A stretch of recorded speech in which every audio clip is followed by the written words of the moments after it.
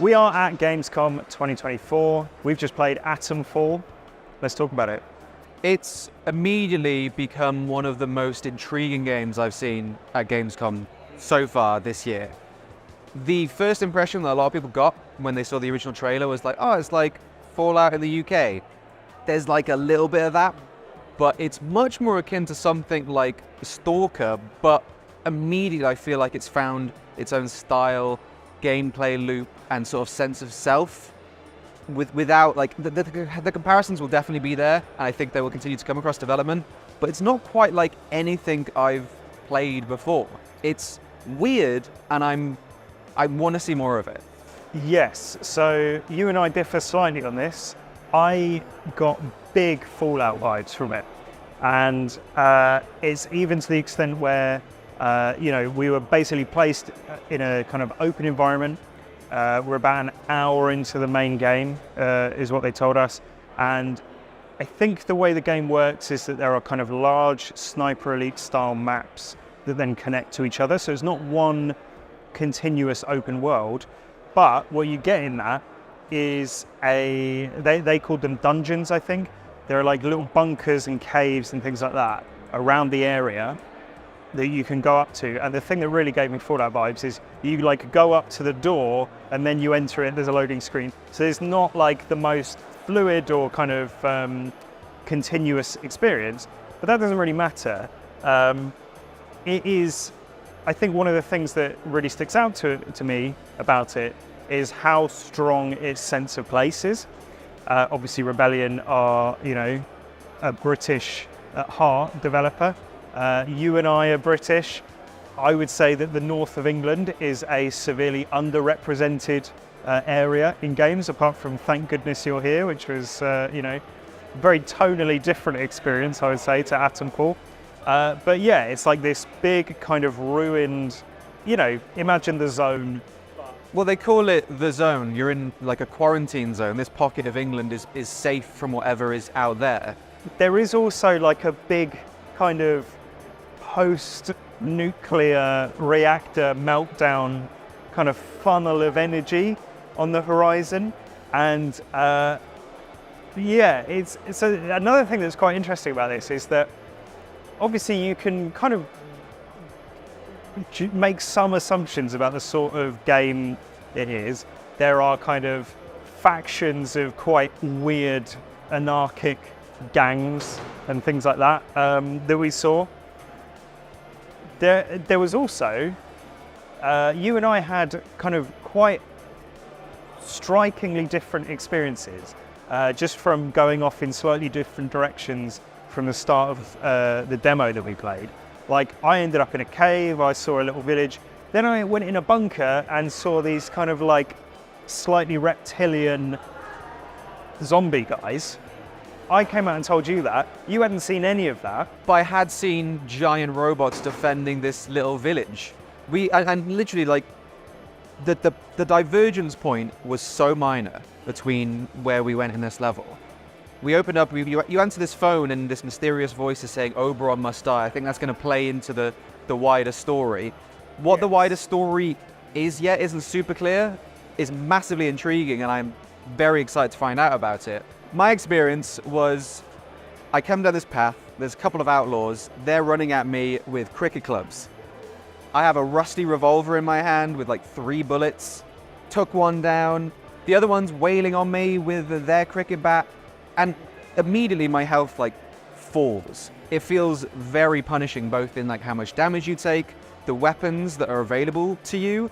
A lot of them are very slow firing, single shot. It was like a single barrel shotgun, a revolver with a few rounds. And again, they're very clearly remnants from like before whatever event happened. They're all rusty, falling apart, not something super reliable. I fight through this train yard and I get to this enormous concrete wall, and through it is a place called Wyndham Village.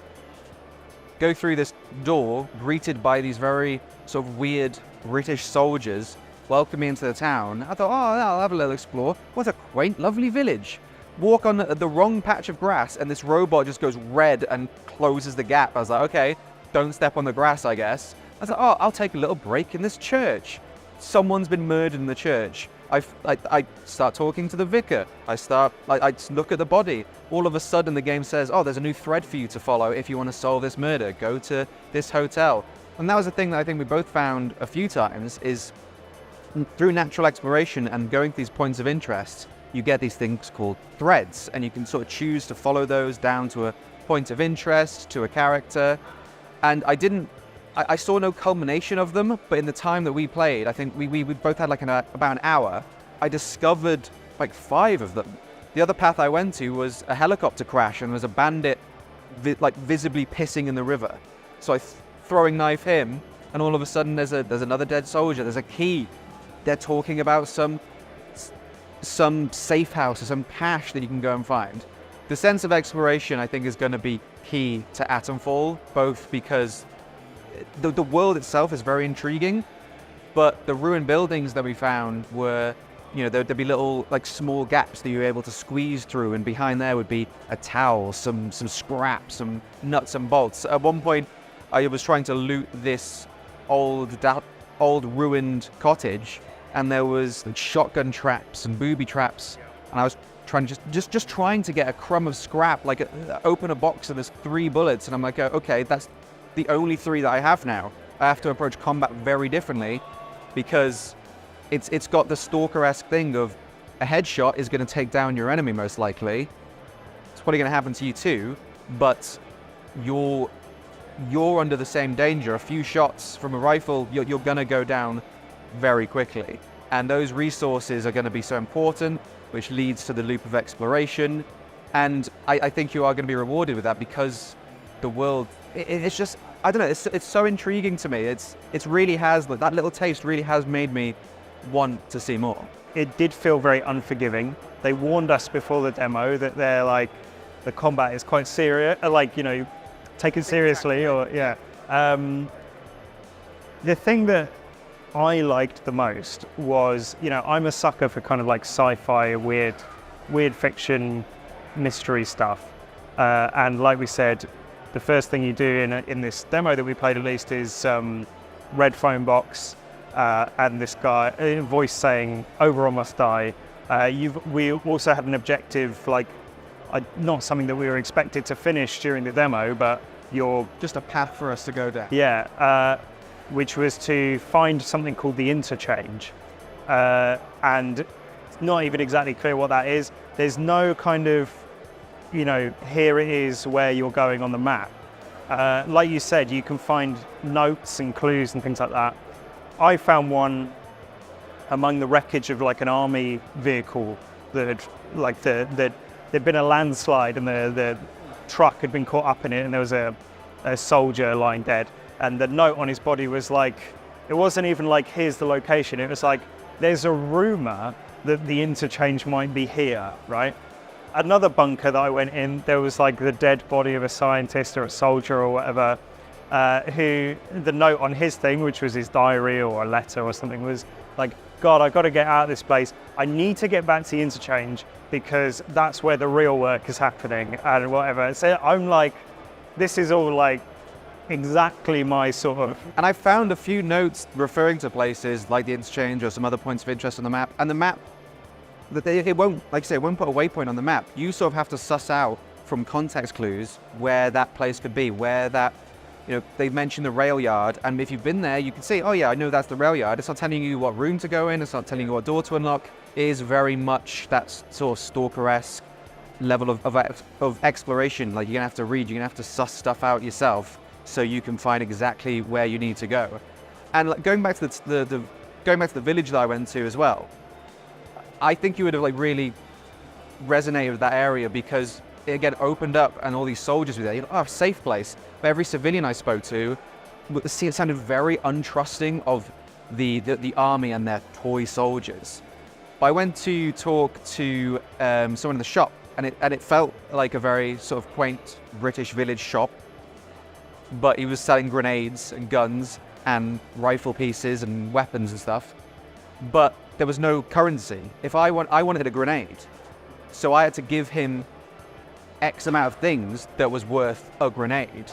So it's got that sort of post-apocalyptic barter system That it's not going to rely on caps. It's not like Metro that relies on bullets.